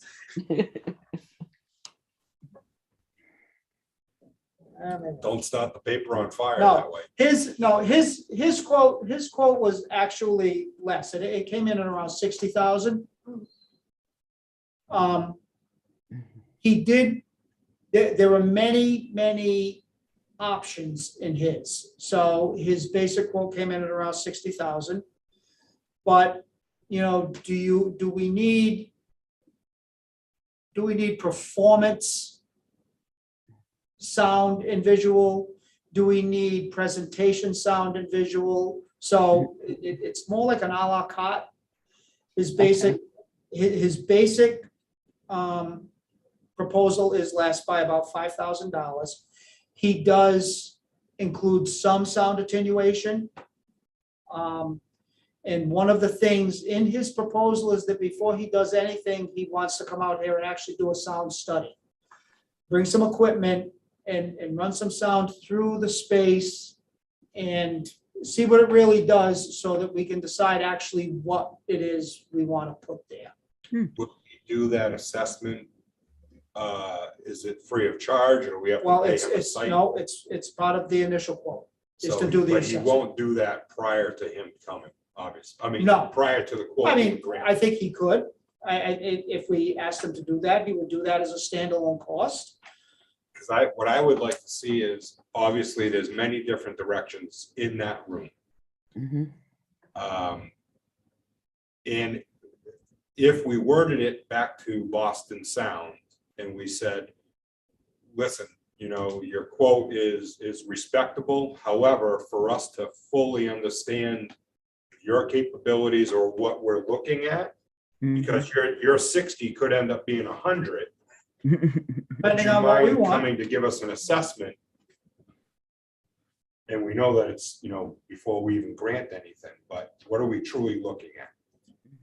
Correct. Linda? And so I have to beg the question, does this need to go out to bid because it's over the threshold for town expenditures unless they're on some bid list? They may be, but I would doubt it. So help me, educate me for a second. With the with the trustees and us granting certain funds, my understanding is the only time we go out to bid like that is if it is requiring, what do they call that? The union Prevailing wage. prevailing wage. Am I right on that? So I would defer to a lawyer. Yeah. But my understanding is that if it is public funds, then it needs to go out to bid. If it is private funds, then it does not need to go out to bid. Which this is private. Right. That is the $1 million question. Kathleen, do you know the answer to that one on our end? No, Bill? it's just good practice. Sorry. So I don't know the answer to that. But if this is the only one, we did go out to bid, and this is the only one that came back with any reasonable. Well, we have two. Well, Kathleen, let me No, just, the other one isn't reasonable, in my opinion. however, it was not a public bid. It was an RFP. Okay. And again, I don't know what the nuances are of those laws. The younger Bill, I'm gonna throw that one to you. I'll add that to my list. Well, what I can do, Bill, why don't I can send an email off to Joe Imartino as well. Bid the windows? Yeah, 'cause Windows did go out today. we did send that out? Yeah. But that was because of prevailing wage. No, so the window project initially went out to public bid. It Mhm. was given to Cronenberger. Obviously, we didn't have the money to do the whole project, but we awarded them the bid. Yeah. And so when we did the second phase, we just awarded it as phase 2 without rebidding it. What about the terrazzo floors and that stuff? The terrazzo floors came in under 10,000 Oh. because, well, because there are ways you can do it that can ease that bid process. I get it. So if you do it in small enough bites And we did it over and time. we did it over time, then it So what you're eases that saying bid is the process. AV project could be done in $6,000-10,000 increments? Maybe. Phase 1, phase 2. Maybe. You could think about that if that's the choice, but Let me get clarification from Joe, being the prior president. Let me ask him that So- question. so of the 2 quotes we got, Heather and I are far more comfortable with Boston Sound than we were with CBS. But I just want to throw something in there, just as a personal observation. Mhm. So that auditorium is a terrible lecture hall. When you stand in there and you try to talk to a crowd, Yeah, the sound is so live that Mhm. you can't hear what they're saying. And hence why we are looking at this sound addition system to begin with. However, if anybody was witness, and I believe Melinda was the only one, we recently had a program up there, it From was the- actually competition, right? a competition that our high school music department put on, the Big East Music Conference, where the band and the chorus performed for judges. And I've never heard anything like it. That sound was absolutely amazing. So that being said, if you move forward and you put in a nice $70,000, $100,000 sound system that includes sound attenuation so that we can hear each other speak, you're going to lose that. And so that is up to you as trustees to decide what was the direction of the trust in the first place. So maybe what we need to do, obviously, we'll go down the route of asking if he can come do an assessment, okay?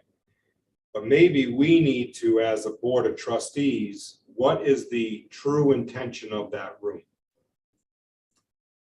So when Joe was alive, one of the things that he talked to me a lot about was to make that space, make the building more accessible to the public, right? And use it as an educational platform. And so I started to go down the road of talking to the folks at the train museum and, coming out of Hartford, and they wanted to come and do some lectures. And so it was more a lecture space. And so we thought we'd use Rascavage. That opened up the can of worms of ADA and how that auditorium isn't compliant. So we couldn't get people up there. So that all stopped, right? I stopped that relationship with the museum, and they were going to have guest lecturers come and run a series about trains and use the train room, and it was going to be nice. But unfortunately, we couldn't get anybody that was handicapped up there, so we decided to squash the whole thing. But we knew at that time that if someone's speaking, you can't hear them. When we have Integrity Plus, Kathleen has gone to many of those, it's hard to hear. Even when we put sound up there, it's hard to hear. So, and I know when Joe does his presentation, Joe Imartino and Ginny, they do their presentations up there for the students. It's hard for the students to hear them as well. And so I think that's where all that came from. Ginny, do you have any input on? You're on mute. You're on mute. Your AV department is not working. Your sound abatement. Is that better? That's much There you better. go. I have mixed feelings about it because I have been to concerts in there that are just absolutely fabulous. Mhm. And I've been with the students and it is difficult to hear. So I wouldn't want to do something that only works for one of those. I think there needs to be something that'll work for both, or if there's something, you can leave it alone for musicals, music ends, and then have something a lot less expensive for someone when they're speaking. I mean, that's just my thoughts. Yeah. Mm. I mean, I love the music sound in there. There was a piano. Someone came in, the former student came back and played piano in there, and it was just incredible. Is that Brenda Rudzinski? Yeah. Yeah. All right, so let me ask this question then. Are we putting the cart before the horse by doing the AV or looking at the AV before we make it accessible to all residents or non-residents? Yeah. It almost sounds like we need to make the accessibility first before we invest in the sound. That's how we were looking at it originally, I think, to make it accessible. I mean, we have a student that's wheelchair bound. He's moving up to the high school, but if they ever have a project to go up to the museum, he can't go. Well, he can go to the museum. He can go to the museum, he can't get into Rath's Garage, right? Mm. All right, so maybe we need to change our thinking on this first. Yep. Agree. Or you could also, if you want to go back to Boston Sound and have them do a study first. I mean, maybe instead of, I think the problem would be putting up sound attenuation in the building. Yeah. Putting up panels on the ceiling to absorb the sound, I think would be the problem. Maybe they can look at sound canceling technology Right, there's To many try- ways. to try to attenuate the sound in a different way Correct, than putting up soft surfaces. correct. They have, I mean, obviously, being in the music industry, there's noise gates, noise reduction systems that can be done electronically. For that room, I have no idea how that would even be done, but it's something that can be done electronically. So Or, perhaps an option would be to have them come back and do a deeper study with a better understanding of what we're really trying to do. correct. So I think we can still go two paths, but I think the first project should be the accessibility of that room by anybody. Kathleen, your thoughts? That's a good point. It's going to be expensive and I don't know that we can afford it this year, but Bill, do you remember the amount? I have yet another folder. Let's hear the next folder. Door number two. Door number two. So we've already had our architect come in and take a look at it. Yes, it is going to be very expensive. And I don't know what our spending budget is for this particular year, given the market. Mm. But what I can say, as I say all the time, if we can do anything, it takes two things, time and money. And I don't know where we are with the money, but I know at this point, we don't have the time to do this project this year. Right. So the architect has come in, she spent quite a few hours with me here, looking at options. Our first option was a no-go. We couldn't do it. We've That was looked, the closet. right? We've looked at a second option, which is far more complicated than the first. So she has come up with a basic drawing, but we haven't done the structural engineering yet. And then I think you may at some point want to look at what that's going to do to the status of the building on the state register. Because we're actually talking about going through exterior walls from one building into another in order to accomplish this. So I remember the process when the building was put on the state register and Joe tried to get it on the national register. And he couldn't do that because we had additions attached to the original building. Correct. So I don't know what that does to our status if we then in turn turn around and make some serious modifications to the original structure in order to do this. So again, that is another question that has to go to the heart of the trustees and where they want to go. That said, we are looking at, in order to do the structural engineering, to see what it's going to take to actually do this, we're looking at a budgetary cost of like $7,000. Okay, That's for the structural engineering. Yep. Okay. Basically assessment. yeah. To see what's going to be involved. Okay. And then potential cost of a project, if we were to go the route of, We haven't actually gotten that far yet. okay, Because we need to know, I mean, we got a very rough budgetary cost of $22,422. is that just the lift, For the lift, not counting not counting the Site structural work. work, no, anything? for the mechanical equipment. All right, so let's just say 23,000 for the lift.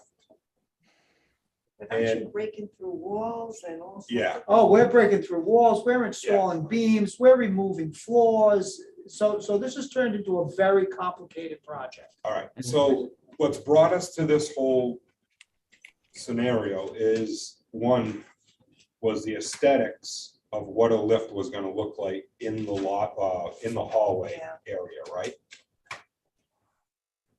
We go back and revisit that as being a viable option, considering structural, it doesn't require structural modifications and Is there other Is there- options? Are yeah. there newer lifts? Well, I'm sure there are newer lifts. I'm sure there are newer lifts, but I think the appearance would be very similar to what it was. The lift still here when you came, Melinda? No. You had that taken was it a, out. honestly, that was an archaic, I think, lift. It, It was, the appearance would be very similar. The biggest problem with the lift is it never worked. Anytime we went to use it, it never, ever worked.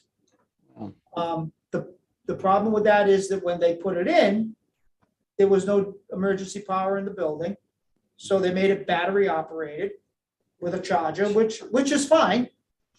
Except when you don't use it, then, if you use it one time in a year, that battery's dead. yeah, batteries. And it's Oh, you not mean the gonna- lift on the stairs? No, or wasn't there something over to get into the, It covered the stairs. it covered covered the one stairs? section. I saw it. It covered the center stairs. I hate It's to ask, It's an option. but maybe there's newer technology or something that we. Well, can first look of all, we would make it electric. Because now that building is fully powered by the emergency generator. Yeah. And in the event that there was an event and the power went out and the generator failed, which is pretty odd, but it could happen, then we do have a manual stair chair that could take people down the stairs. It might be an option. I think you're going to find that putting this proposed lift in is going to be very expensive.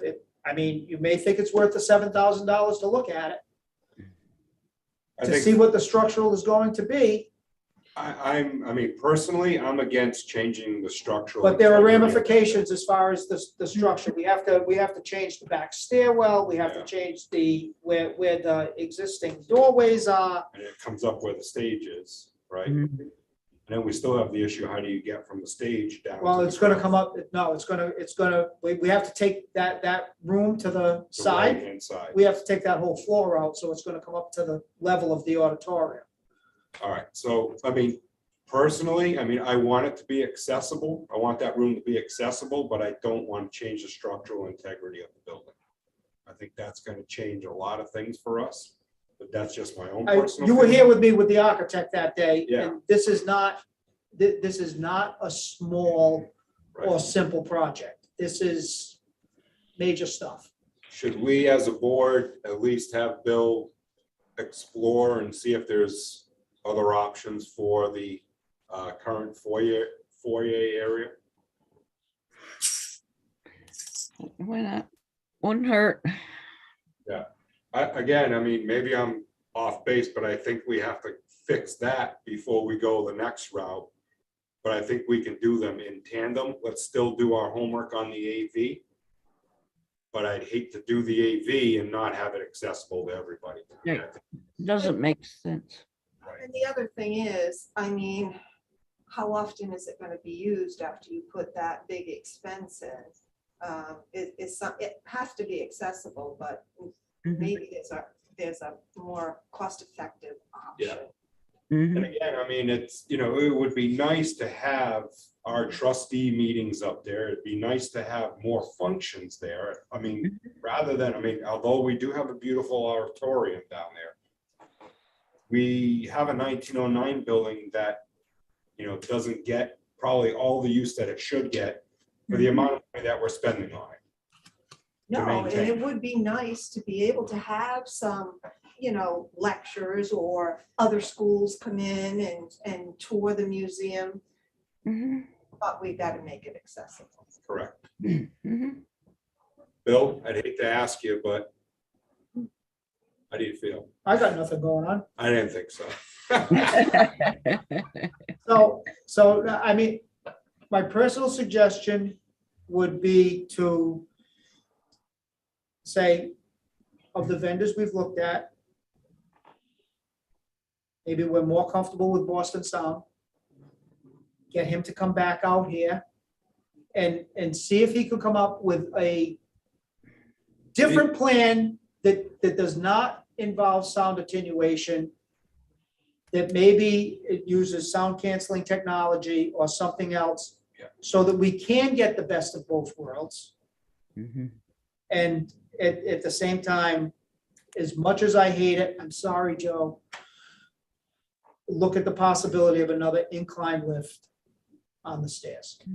Yeah, again, knowing the way that the markets are and what we're gonna have available for funding, Mhm. yeah, it might be a moot point. I think, what Bill Mm. just- Right, it may be. So let's explore some other options. Consensus of the board, all in agreement? Yep. Okay. So, and the last one that's not on the agenda, but this has been belabored out there probably almost since we took the, Both of us. no, since we took the lift out.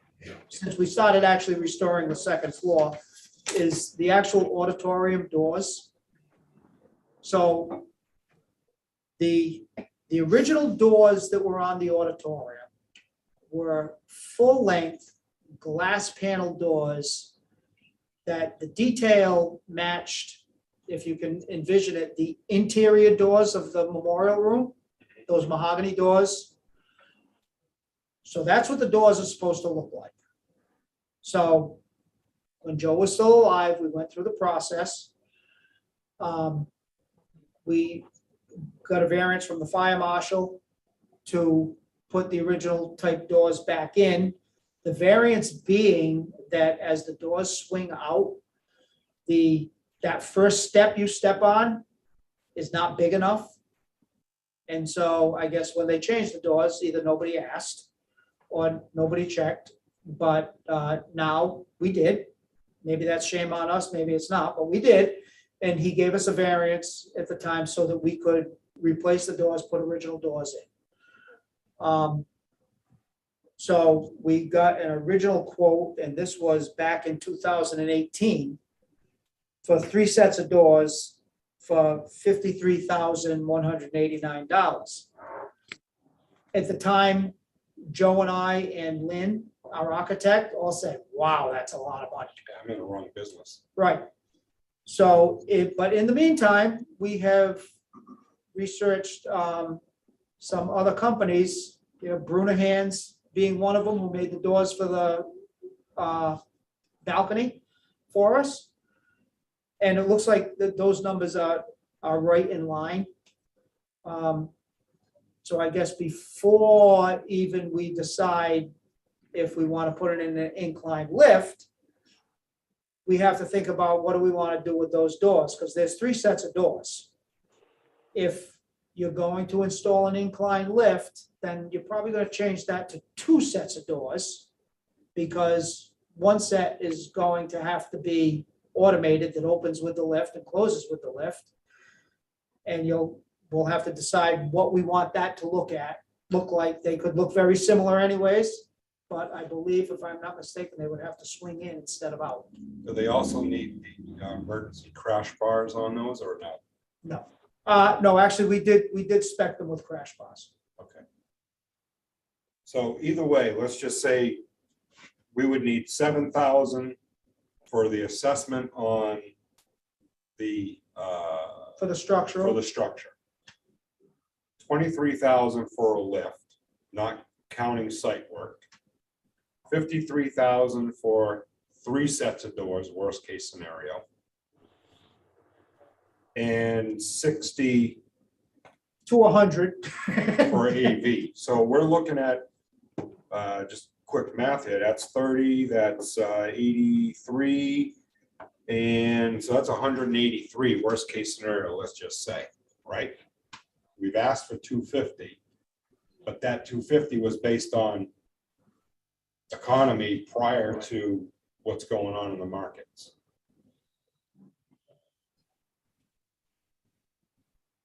Bill Steglitz. It doesn't sound like we have the capacity to do all those projects simultaneously anyway. So. I don't know if you do. No, correct. But I'm looking at the expenditure side. Right. So I think first we need to find out what our current fund balance is. Let's see if the 250 is still going to be valid, because maybe we're only going to be utilizing 130 out of the fund. But for right now, I think we move forward with at least the assessment of the AV. Let him come back and just try to narrow down. Is it 60? Is it 100? Or are we really looking at, more than that? Or less than that. Or less. And let's explore the internal lift system as a more cost-effective option.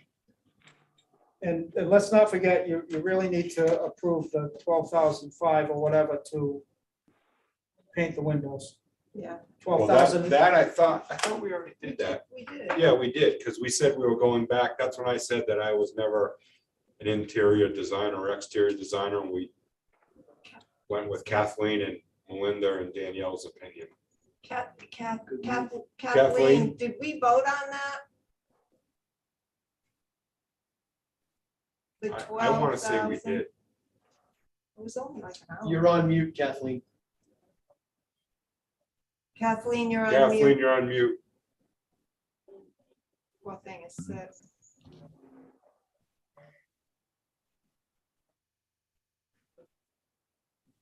Do you see a vote in there anywhere? Well, I'd see a motion. Might have been 2 meetings ago. Oh, I don't know. I know. I don't think at the time we had the number. I think at the time we were still trying to get Cronenberg to do it. Okay. So, Bill, can you have Paula look just to see if there was an invoice that was The paid? heck did we vote on? We did make a motion today. What was the motion? So no, No, but I thought, oh, that's right. I'm sorry, I got it confused with the last one I just signed, which was the the Mason. Mason, Mason. right, Sorry, that one's all set. okay. Yeah, the masonry's done. Okay. All right. No, I made a motion on something and I didn't write down what I made a motion on. Melinda, you seconded it and it passed. What was it? That had something to do with 65 Main? Main Street. I'm almost positive that we made a motion on this because I remember reporting on it at the Board of Education meeting. Okay. We talked about it, but we didn't have a number. No, I don't think we did. And tonight, what did we make? We made a motion tonight on something that I can't remember. Not releasing money to the Cronenberg. Yeah, that was for the. Oh, that was not releasing thank you, not releasing Retainer. retainer. Okay, that's what that was. Yeah. Okay, we did not make a motion to repaint. This is news to me, so just So, to be safe, let's do that. okay, I'll make a motion to apply funds for the repainting of the window frames in the amount of, what is it, Bill? $12,065. Right. Okay, To who, Bill? Payable to who? All state painting and restoration. All state painting and restoration. all state painting, And restoration. 12,000. 65. Okay, I got that. Restoration. Do I have a second? I'll second it. Okay, Kathleen seconds. Okay, All in favor of painting $12,065 worth of painting for that restoration company, please say aye. I, aye. All opposed, please say nay. Any abstentions? Passes unanimously. Okay. You get that invoice to Bill and Paula, and I will As soon sign as it. they do the painting. Yeah, I don't want Bill to. can cut the purchase order if he wants, but I'm not gonna sign it until they actually do the painting. All right. Timing on that, though. They should be here within, actually, I expect them on site next week to do some other work. It depends on when they get the lift here. Okay, so stupid question. Should we wait until the fall, until the leaves fall, so we can clean the gutters No. once or No, no? Okay, No, we want this all wrapped up. okay, all right. To the, oh, God. All right, I'll ask this. The windows we're waiting on? Yeah. Well, I guess we can paint those as we put them in, right? No, Or well, those no, not- the exterior is the color frames not can, the applied? exterior frames are all painted. At this point, the windows go in from the inside. Okay. They're replacement windows. and they don't need a lift to put them in. No, they do them from inside. The outside work is all done. Yep. All right. So we're gonna hire the painters. Yep. You want me to move forward with the structural engineering No, or no? no, We're gonna move forward with AV with an assessment, a deeper assessment, From and we're Boston gonna, Sound. and we're going to look at possibilities for an incline lift in inside. the hallway. Just see if there's a newer model, sleeker models there or are. something. It's got racing stripes. Perfect. Spinning wheels too. Again, I'm sorry, Joe. They don't have things up on a track like you see on TV. Well, they do. They do. Do you have any more folders? I'm out of folders. All right, those out of folders. All right, old business, or I think we pretty much covered old business. Mhm. All right, new business, Covered that too. perfect. All right, I will be sending out some emails to us and then I need to check with Rob to see when the next financial group, there was one more that was gonna come back in. Oh, okay. I'm not sure if he followed up with them or not. And then I'll check with Crestwood also and then we can come to some conclusions, okay? Okay. We have a motion. Say that again? Was there a second citizens comments? on No, there wasn't. I thought there was. Mhm, mhm, that? They I don't- want to. I don't want any, Violation. yeah, I don't want any violations, but, You don't have to have, you don't even have to have community. yeah. No. All right, do I have a motion to adjourn? Make a motion for Melinda to adjourn, second. Second. Second from Bill Steglitz. All in favor, please say aye. All opposed? Any abstentions? All right, thank you, everyone. Be safe, and I'll